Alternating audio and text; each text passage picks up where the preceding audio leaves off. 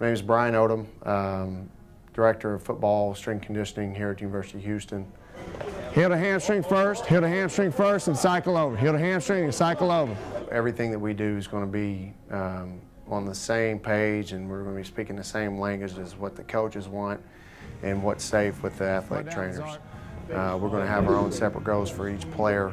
They're going to have their own goals of where they need to be, but it all be directed upon, what we as a staff, and I say staff, talking about strength staff, training staff, and football staff all come together and have kind of one goal for each player. Hips up right there. Hips up in front. We want to be able to foster an environment where athletes are provided the best care they can be provided with to improve daily, whatever it may be that their sport demands.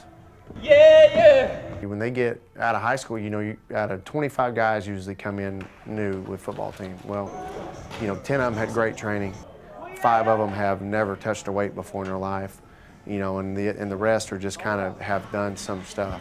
So you got all different levels of what their training history are. Good, that's it. First and foremost, you got to identify where they're at as far as how much they've been trained, how they've been trained, and identify the problems with what they've done in the past.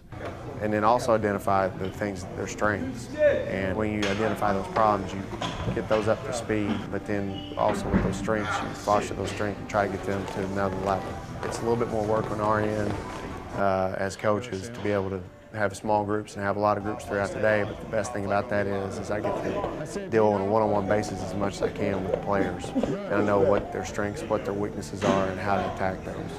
Hold at that point. Highest point, hold at that highest point. Get up there and hold right there. Good. As they go through, they've got people pulling them in different directions. You got academics, you got in here, you got to work, you got coaches with meetings and practice and whatnot, and then you got your social life. So you're getting pulled in all different directions, and having been through that and understand all that, it's a good time in here to be able to bounce stuff off that people have been through it, and maybe come at them at a maybe a neutral point of view with where they're feeling. You almost had a couple.